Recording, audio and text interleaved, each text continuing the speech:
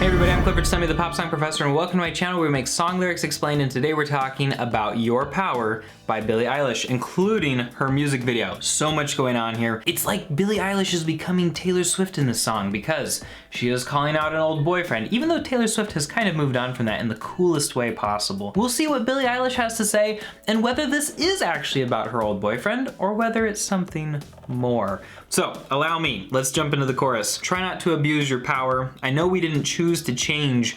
You might not want to lose your power, but having it so strange. And mostly at this point, she's just opening it up to a lot of mystery. If you've watched the music video, you know that basically it's a lot of drone shots and a lot of close-ups of her sitting on a mountain, or like a tiny desert mountain, like a tiny desert hill, with an anaconda wrapping itself around her while she sings.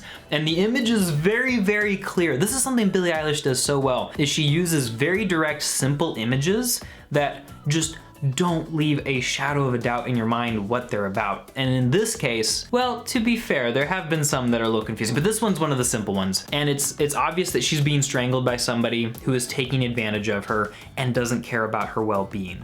And that ends up being what the song itself is about. It's about somebody who is abusing their power in conjunction to her.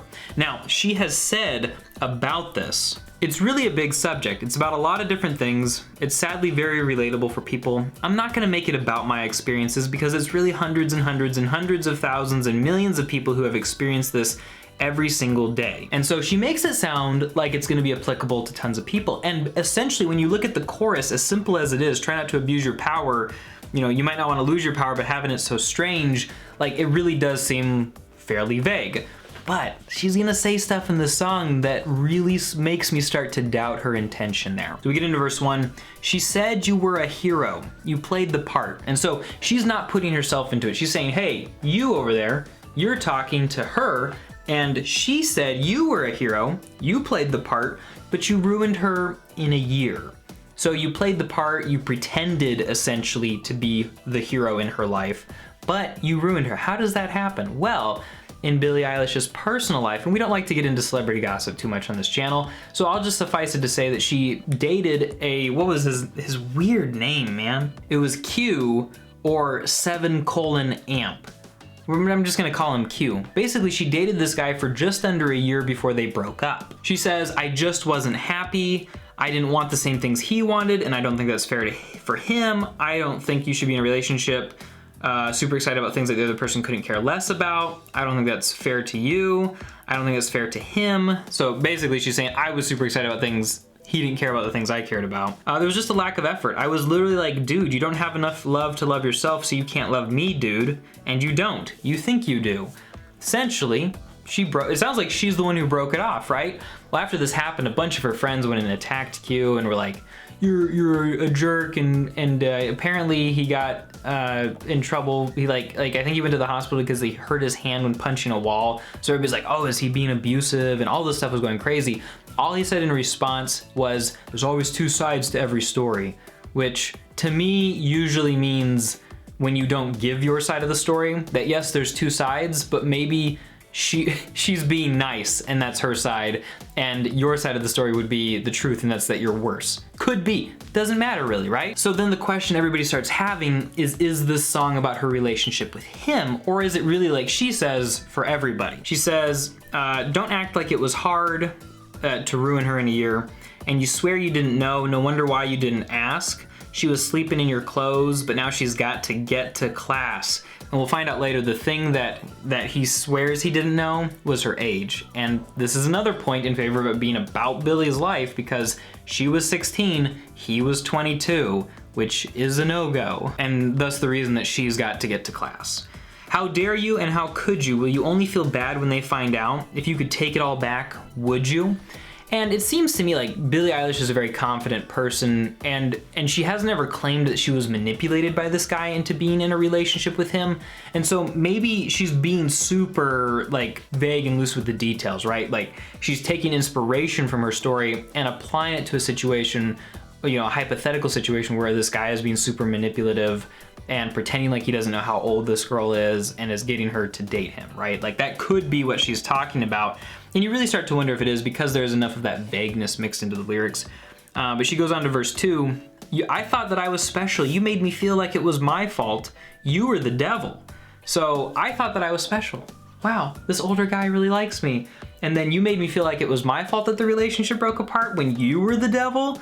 That's bad. That's really bad. Lost your appeal. Does it keep you in control for you to keep her in a cage? Like, does it make you feel better to have this manipulative, abusive power over somebody else? And you swear you didn't know, you said you thought she was your age, going back to what we said earlier. And then we get into the pre-chorus, the second pre-chorus, and this is where it gets super intense. How dare you and how could you? Will you only feel bad if it turns out that they kill your contract? Would you? And what do musicians have with their record labels? They have contracts, and this guy was a musician, and you really start to wonder, like, okay, how many people are being emotionally abused by their boyfriend who has a music contract and, you know, only dated that person for a year? And you're like, okay, so maybe when Billie said that this song isn't meant to be for me, it's meant to be for others, maybe she was kind of being a little bit stretchy with the truth, right? She said the song was super close to her, and so you really start to feel like it's about a personal experience. But at the same time, maybe she's saying, I used my experience to create something for other people, and the point is not necessarily just about me feeling this, but it's really about what this can help other people feel because other people can relate to it. So in the end, I think the answer to our earlier question is that it's both. It really seems to be about her personal experience in some situations and in some lines, but overall, the song is also meant to be applied for anyone who has ever felt, you know, abused or taken advantage of by somebody who has some kind of power over them. And whether that's the power of age or experience or money or, you know, being a person's boss or whatever it is, you know, people do take advantage of each other. And Billie has essentially written this song for people to be able to, I don't know, just find some catharsis or some hope in that situation. And she wraps it up so nicely at the end here in the final version of the chorus. You might not want to lose your power, but power isn't pain, which suggests that if he thinks that his power is his ability to cause pain for other people and thus make himself feel better, that's not actually real power. That's a lie. And all of these lyrics give so much new meaning to that image of the anaconda, you know, crushing Billie Eilish's body on the side of a desert mountain. It's somebody who is taking advantage, and it's somebody who is powerful, but only powerful because of what they can destroy. It's a great song. I love it. I hope that you guys enjoyed it too. Great lyrics. Thanks, Billie. And guys, thanks for watching. If you like what I'm doing and you want more stuff like what I do, I've also got a cool podcast called Obsessed, linked down below, where I analyze and investigate and try out obsessions for myself. It's like Micro's Dirty Jobs meets This American Life, but worse.